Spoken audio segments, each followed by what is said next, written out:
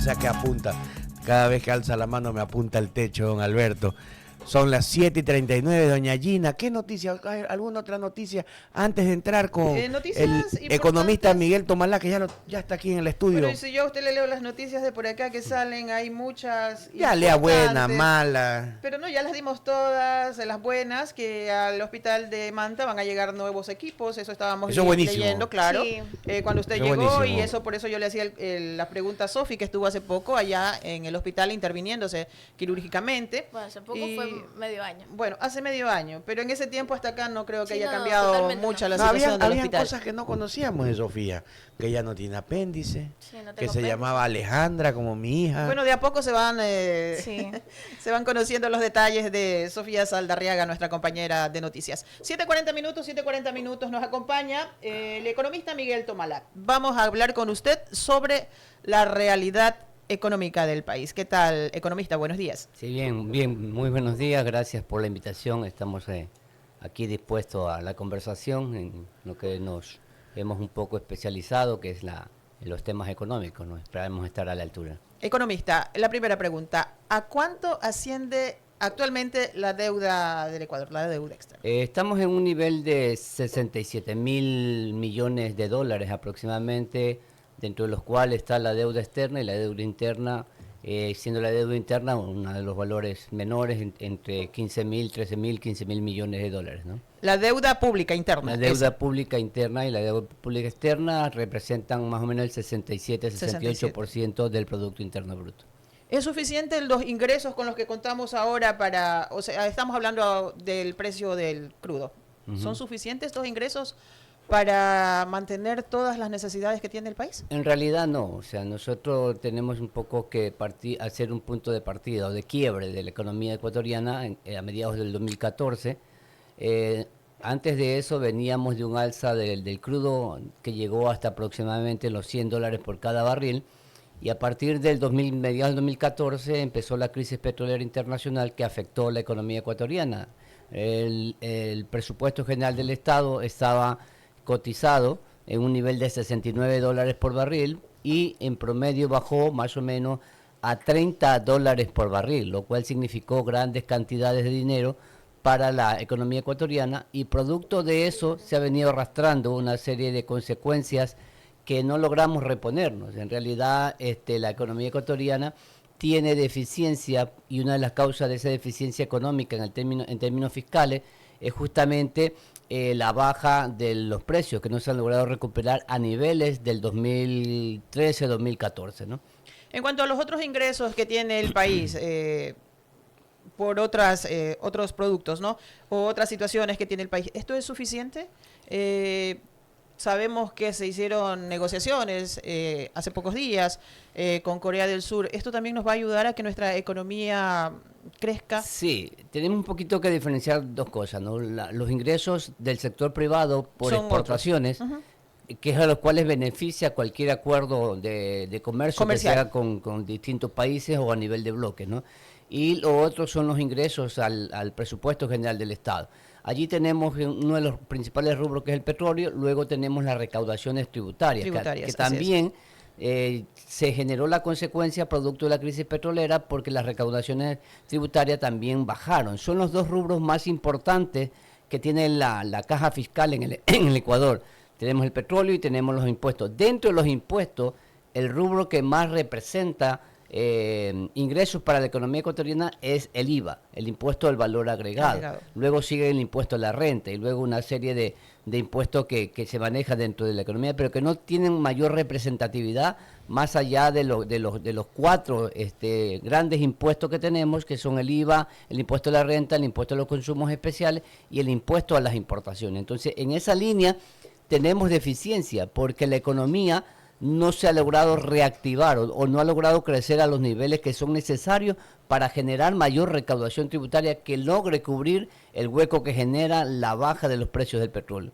¿Cómo ve usted la inversión social en el país? ¿Es suficiente o hay que darle un plus a la inversión social de nuestro país? No, la inversión social es lo que menos, es la que más consecuencias negativas atrajo, porque con la crisis petrolera bajaron los recursos, y lo primero que hacen los gobiernos, que han hecho los gobiernos, fue disminuir el gasto en inversión y gasto social.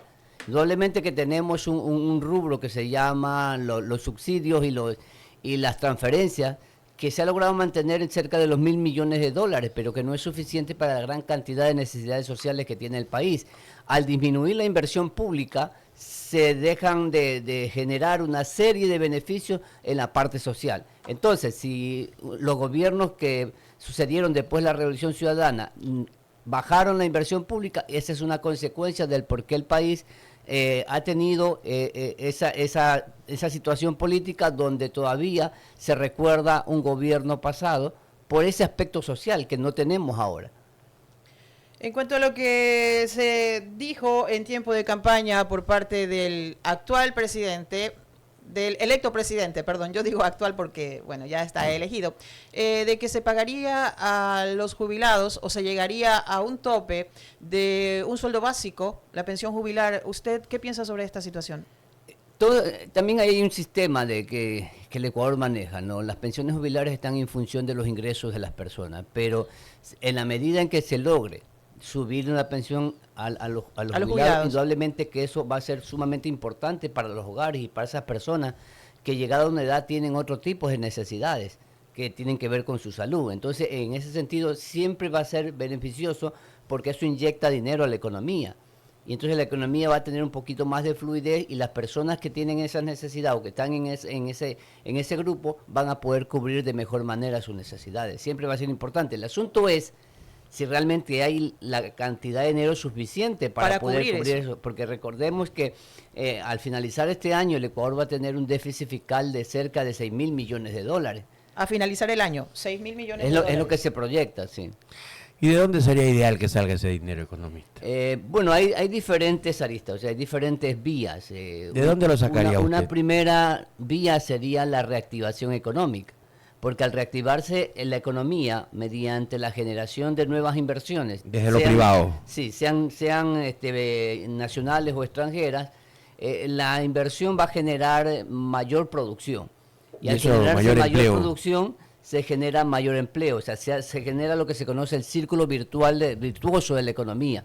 Y indudablemente eso nos lleva a que en el momento en que hay más producción, más consumo, va a haber más recaudación de impuestos y eso va un poco a cubrir en cierta forma el hueco que tenemos. Más recaudación de impuestos. A ver, yo creo que es mi opinión, los países necesitan menos impuestos, no más impuestos. No más impuestos en el sentido de subir impuestos o generar nuevos impuestos, sino que los que ya están creados recaudan más por efecto de mayor producción, mayor consumo. Es decir, si pongamos un ejemplo, si en una economía se generan 100, ¿verdad?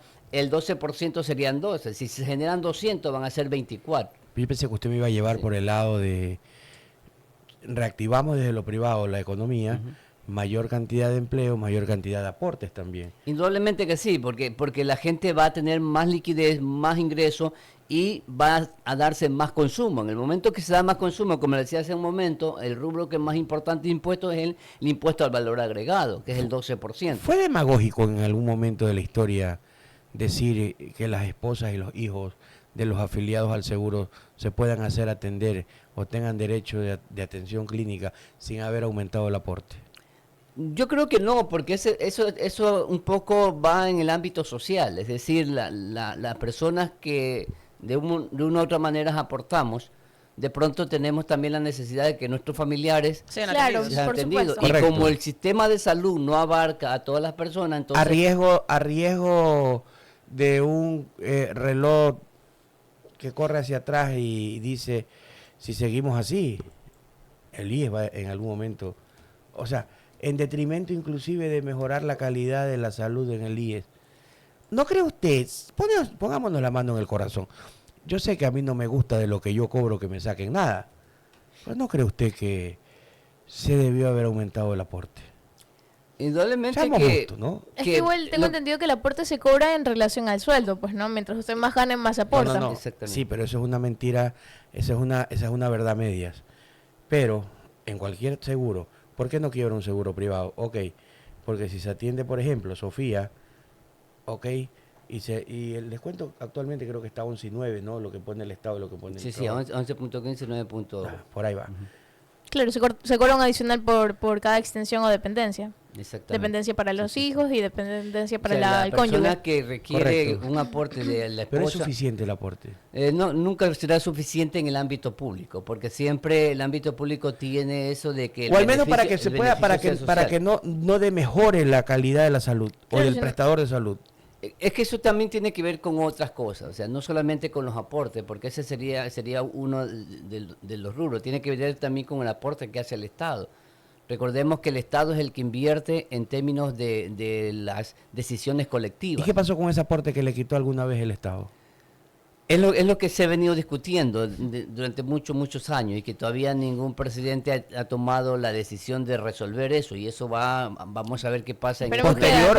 Pues ningún presidente posterior a la época en la que se le quitó o posterior a la decisión que tomó un presidente que le quitó exactamente, ese aporte. Exactamente, y viene un problema muy viejo, o sea, más allá de la época que usted se menciona, también había ese mismo problema. Siempre ha existido ese problema porque el Estado tiene dificultades para financiar ciertas cosas y uno de los rubros donde se limita para gastar es justamente eso. Ahora estábamos viendo la noticia que quería que entre comillas, le condonaran intereses. El Estado quería que una institución pública le condonara intereses. Entonces eso significa que le resta liquidez al IES, ¿cierto? Entonces el IES reclama, digamos, entre comillas, con justo derecho, porque si usted debe dinero en un banco, le vienen a cobrar, le cobran con todo interés. Entonces acá el Estado quería un poco para solventar y quedar con las cuentas más bajas, más claras, o sea, no más claras, sino más bajas. Sí, poder hacer porque significaban 1.200 millones de dólares que tenía que desembolsar de una, entonces esos 1.200 millones no los tiene, porque estamos cubriendo valores con déficit fiscal. Claro, entonces, al menos no destinado para ese rubro. Y por eso es que muchas veces hay una atención no muy adecuada en el hospital del Seguro Social, aunque las autoridades que están al frente de él dicen, no, está todo bien, está todo bonito, tenemos insumos, tenemos la atención, que no es y correcto. No hay. Hace pocos días tuvimos aquí al gerente del hospital del IES de Manta, y hace pocos días también una vecina mía tuvo problemas, tuvo que ser llevada hacia el hospital del seguro y le tuvieron que mandar a comprar desde la jeringa que utiliza, porque no hay insumos en el hospital del seguro de Manta, cuando nuestras autoridades o las personas que están representando nos dicen otra cosa. Sí, adicional a eso, las cosas que ocurren por la gran cantidad de gente que va día a día a hacerse atender. Y no hay el número de personas, la capacidad para atender a todas las personas que, justamente por lo que usted decía hace un rato, es decir, llegó un momento dado en que el IES, que era exclusivamente para los afiliados, se abrió hacia otras personas de los mismos afiliados, pero que no logró generar todas las condiciones, todas las condiciones para poder atender a esa gran cantidad de personas. Explíqueles ahora a usted. Yo tengo otra duda. ¿Usted qué opina acerca, por ejemplo, del recorte de presupuesto de parte del Estado hacia el área de la salud y de la educación? Porque tengo entendido que son como los sectores que tocaron incluso hace pocos años y que mucha gente se quejó. Pero el Estado, ¿cómo representa? O sea, si ya de por sí está endeudado, si no fueran esos dos sectores que tocaran, ¿cuál cree usted que sí puede tocar o hacer un recorte de presupuesto? A ver, vamos viendo el hecho de que cuáles son las decisiones más rápidas que tienen los gobiernos. Es decir, los rubros que se pueden recortar de forma rápida, que son salud, que son inversiones, que son educación, porque son decisiones que la tienen allí a la mano. Pero, por ejemplo, ¿dónde podría ser lo que todo el mundo pide, lo que todo el mundo discute? Es decir, bajemos el rubro de sueldos y salarios, que representan 12.000 millones de dólares anuales que el Ecuador se gasta de los 40.000 millones del presupuesto general del Estado. Entonces, hacer un recorte por esa vía, 3.000 millones de dólares, en primer lugar, que significa un impacto social para todas las familias que trabajan en el sector público. En segundo lugar, que no es una decisión rápida. ¿Bajar sueldos y salarios? Bajar sueldos y salarios podría ser también una alternativa. No, eso no, yo no lo veo como alternativa. Podría ser una alternativa, es decir, le pregunté si se un planteamiento de bajar sueldos y salarios. Yo pensé que lo había dicho desde el otro lado. Recortar tanto empleado público. Exactamente, pero eso tiene un efecto de que no es una decisión rápida, como decir, paremos la obra que estamos haciendo. ¿verdad? Entonces, recortar significa todo un proceso dentro del sector público que tiene una serie de trámites que a la larga se llevan algunos meses y al gobierno no le beneficiaría eso. Incluso hay que añadir el tema político por el efecto del daño social que se hace o del impacto social. Entonces, ningún gobierno se atreve a decir, bueno, vamos a bajar. Si usted fuera presidente, usted lo haría. A ver, tenemos nosotros aquí mucha superintendencia de la superintendencia, que es superintendencia a la superintendencia. Somos, claro. ¿no? Y hemos venido inventando un sinnúmero de nombres y nombrecitos y nombres. Por ejemplo, dentro del Ministerio de Cultura es asombroso. Sí. Subsecretaría de la Cultura, secretario Lavacijebarro. Ok. Ay, pobrecitos, no los podemos despedir, no podemos hacer un recorte en el sector público porque entonces eso nos trae un drama social. No, pues. Y entonces, ¿cómo nos quejamos de que los hospitales están mal? Eso es verdad, es decir, todo depende de la orientación del modelo económico que se vaya a aplicar. Si un modelo económico que se va a aplicar tiene una orientación de mucha intervención del Estado, eso no va a parar. Correcto, el Estado no es agencia. Y debería de empezarse por los más sueldos más elevados, Asamblea Nacional, pienso yo. Sería importante también que el Estado venda algunos de los bienes que no están siendo utilizados y que están allí como elefantes, que no producen. Claro, o producen poco. Esa es otra posibilidad, pero algo como para... Habría que ver cuál sería el impacto en términos porcentuales a la necesidad que tiene el Estado, porque de pronto si representan 10 millones, 15 millones de dólares ante un recorte presupuestario de 1.000 millones de dólares de inversión pública, entonces tenemos una cantidad que no... Lo que dice Gina son, claro, no es significativo ni importante, por ejemplo, decir, la Asamblea... Pero son gestos que la gente valora. Exactamente. Son gestos y de gestos también. Pero es que si van a recortar el sector público, deberían de empezar también por allí. Claro. Deberían de empezar por allí. No es que no tenga relevancia, sino que es algo importante. No, por los montos. ¿Por qué van a recortar acá? Pero se debería de recortar todo esto que como les dan, gesto. Que los viajes, que le pagan viáticos, que no van para allá. O sea, todas esas situaciones nos empobrecen mucho más. Exactamente, pero... Porque cada asambleísta tiene que el secretario... Sí. Todo eso debería de recortárselo. Sí, pero recordemos que hay una estructura funcional, hay toda una normativa que establece, y como yo le decía hace un momento, o sea, el Estado puede tomar decisión, pero ¿en qué tiempo lo va a lograr? Claro. Sí. Faltaría tiempo para poder hacer todos esos cambios. Sí, reestructurar todo el Estado, manejar un concepto. Entonces, lo más rápido que ha sido la costumbre de los dos últimos gobiernos es parar la obra pública, destinar menos recursos a salud y destinar menos recursos a educación. Esa ha sido la... Es inaudito.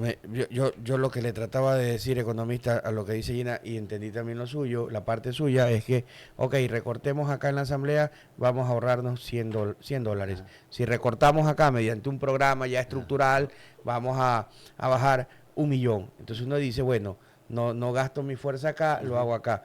Pero lo que Gina propone, yo lo tomo más bien como un gesto que el pueblo quiere que se haga.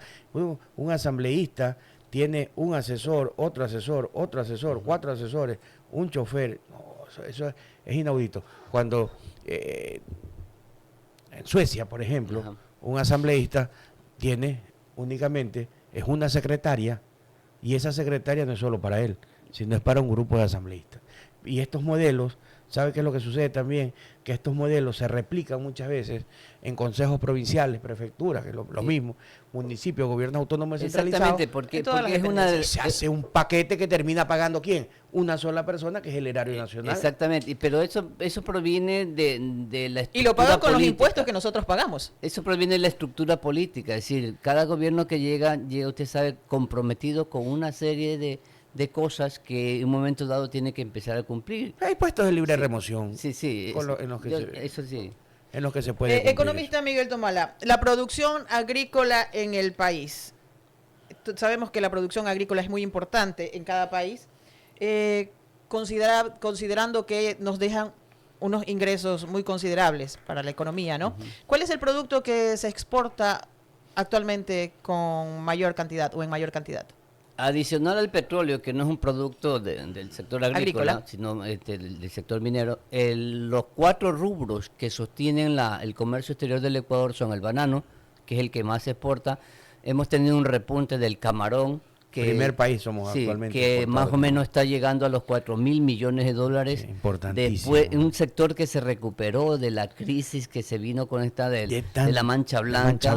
Fue una cosa terrible que se vio en aquella época. Llegamos a comprar la libra de camarón a $1 Exactamente, aquí, casi que lo regalaban. Y el camarón, luego está el café y el cacao, que tradicionalmente vienen desde la época de los años 20 del siglo pasado, que han sido los rubros más representativos.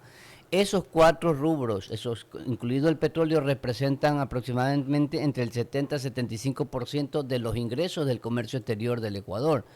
Y el Ecuador sigue siendo un país agrominero exportador. No hemos repuntado por el lado del sector industrial. Se aplicó en los años 90 un programa de industrialización para los productos no tradicionales, pero que no repuntó. O sea, en esa parte...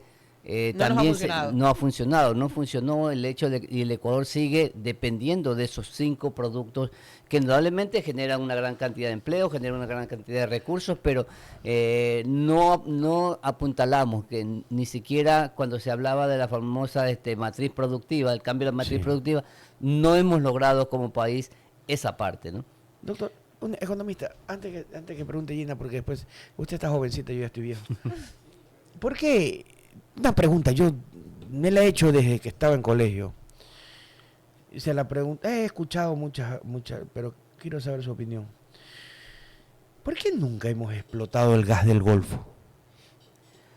Porque en cierta forma ahí hay muchos intereses creados de grupos que no permiten que eso se haga. En segundo lugar, porque eso requiere... ¿Intereses del mundo o nuestro? Sí, porque eso requiere grandes inversiones y no hay inversionistas que tengan las condiciones que ellos necesitan para poder hacer esa inversión. Pero ahí hay gas gratis para... A mí no me gusta nada gratis, pero digo, aquí hay gas gratis para, según los cálculos, para 80 años casi. Exactamente, sí, pero no ha sido un atractivo. Sí, no ha sido un atractivo, hay muchas dificultades, hay mucha normativa que de pronto las empresas que quieren invertir no logran tener esa fluidez en los pasos que se deben de seguir. Entonces se ha bajado el interés por esa parte, ¿no? A pesar de todos los beneficios que eso puede causar, como por ejemplo lo que se viene dando en el tema minero, donde el Ecuador está repuntando en esa línea. ¿En qué mineral? En el tema minero. Minero, sí, pero ¿en qué mineral? El oro, por ejemplo, el oro es una de las cosas que el Ecuador también tiene y que se ha venido explotando de una manera no organizada, ¿no?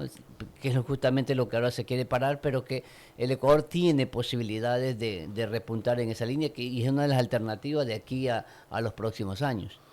A veces tener mucho es malo. Aparte del oro, ¿cuál producto usted más cree que sería importante del Ecuador? ¿Qué podríamos exportar? Con esta línea de los acuerdos comerciales, nosotros tenemos que repuntar a la agroindustria. Es decir, tenemos tan cantidad de productos que la naturaleza, que Dios nos ha bendecido, dándonos que nosotros los exportamos tal como salen de la naturaleza. Entonces, ahí ha habido una falla histórica de una gran cantidad de gobiernos que no han... valor agregado. Sí, exactamente, que no han generado y que tampoco los inversionistas se han atrevido a hacer, porque históricamente ha faltado agua, ha faltado carretera, ha faltado un sinnúmero de servicios que ese tipo de producción requiere. Y también un poco la especialización de la mano de obra para poder apuntalar todo ese tipo de... Pero sigue siendo una alternativa histórica que podemos tratar de, en los próximos años, los gobiernos que vienen, tratar de generar todas las condiciones para que se haga ese tipo de inversión. Y lo otro sigue siendo la posibilidad de que la industria también haga una transformación más allá de lo que tenemos ahora, que la estructura productiva en su conjunto se dinamice para poder exportar y aprovechar esos acuerdos comerciales, porque nosotros hacemos esos acuerdos, pero ¿qué tenemos para ofrecerle al mundo? Productos que vienen de la naturaleza y con eso ganamos y con eso nos hemos conformado históricamente, ¿no? ¿Tiene fe usted, economista? Siempre hay que tener fe. En el futuro. Siempre hay que tener fe porque Dios ha bendecido. ¿Qué le dice su percepción, su olfato? Mi olfato dice que si las condiciones, si se dan las condiciones desde la perspectiva del gobierno y de la iniciativa privada, el Ecuador es un país que puede tener un crecimiento sostenido en el tiempo. ¿La riqueza de un país nace de lo público o de lo privado? tiene que haber la combinación de ambos, porque el sector privado no puede funcionar. ¿Quién debe ser el principal generador de empleo? Ahí hay las dos grandes orientaciones de la economía, ¿no? Depende de los gobiernos que haya. Si hay gobiernos que hacen que funcione la orientación de la participación del Estado en la economía, indudablemente el mayor generador de empleo va a ser el Estado. Por ejemplo, ¿qué país? ¿No? Estamos hablando, por ejemplo, de los países europeos, donde el Estado tiene una participación muy significativa, pero también el sector privado, en base a lo que el Estado genera, hace su participación. Economía mixta, sí. Como economías mixtas. Ahora, la otra orientación es dejar que el sector privado sea el generador absoluto de empleo, y ahí entramos a lo que te decíamos antes. Un Estado regulador. Un Estado regulador, un Estado pequeño, un Estado que no intervenga, que no haga actividad económica y que deje que todo... Pero las condiciones de los países de América Latina no están dadas para ese tipo de modelo. Ni tanto que alumbre el santo. Exactamente, no debe haber un extremismo ni tanto que queme al santo, de que ni se poco genere un sector público que quiera abarcar todo, que quiera hacer todo y que quiera controlar todo. Ni tampoco una economía de mercado donde lo menos que va a haber allí son beneficios sociales. Entonces, gobierno anarcocapitalista. Exactamente, sí. Entonces, no, yo creo que particularmente he venido pensando en estos últimos años que una economía donde se combinen las dos cosas, lo público y lo privado, puede servir para que el Ecuador salga del estancamiento en el que está, ¿no? En cuanto a las reservas de petróleo, señor economista, ¿se podría tener una idea hasta cuándo nosotros podemos tener este beneficio del petróleo que nos genere ingreso al país? ¿Hasta cuándo tendrían una idea? Se estiman 30 años para que el Ecuador tenga ingresos petroleros, pero en los últimos años sí se ha venido dando un detalle en el hecho de que el Ecuador ha dejado en cierta forma de depender de los ingresos petroleros.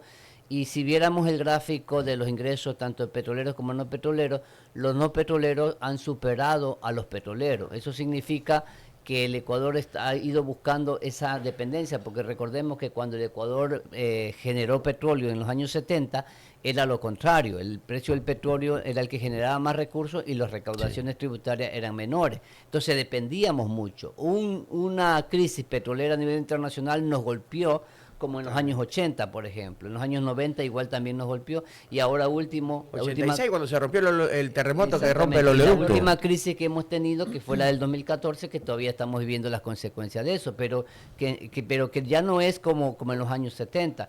Entonces, seguir dependiendo del petróleo no es la solución. Significa que tenemos que reactivar poco a poco. Por eso es que hay que empezar a diversificar. Introducir otros productos o a otros sectores, como usted lo decía, la agroindustria. Sí, porque eso va a dar la pauta para que el Ecuador ya no dependa del petróleo y pueda hacer lo que todo país hace, es decir, cobrar sus impuestos, manejar adecuadamente sus impuestos, generar esos beneficios que el Estado tiene por obligación hacer, dar todas las condiciones para que tanto las familias como el sector privado y el sector externo puedan funcionar adecuadamente, porque esa es una de las grandes funciones que tiene el Estado. Hay mucho que se podemos hablar respecto a eso, en el sentido de que el Estado no ha generado históricamente todas las condiciones, y por eso, en cierta forma, la economía un poco se estanca, porque no existe la reactivación que tanto anhelamos. La reactivación nos conduce a que haya más producción y por lo tanto más empleo.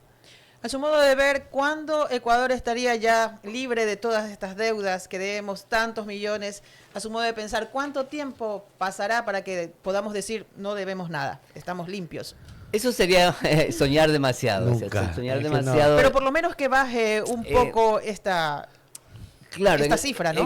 Si el Ecuador logra crecer, digamos, a una tasa del 5% anual, ya, estaríamos llevando a que el país tenga mayores ingresos en los dos lados, ¿no? En la parte privada y en la parte pública. Si el Ecuador logra manejar, adicional a eso, tenemos que tener un gobierno que logre manejar adecuadamente esos ingresos, con lo que usted decía, sí. Frenar el crecimiento del sector público, frenar la generación de nuevas dependencias, de tantas cosas que permitan que esos recursos sirvan para que se pueda ir pagando lo que se tiene que pagar y vayamos disminuyendo.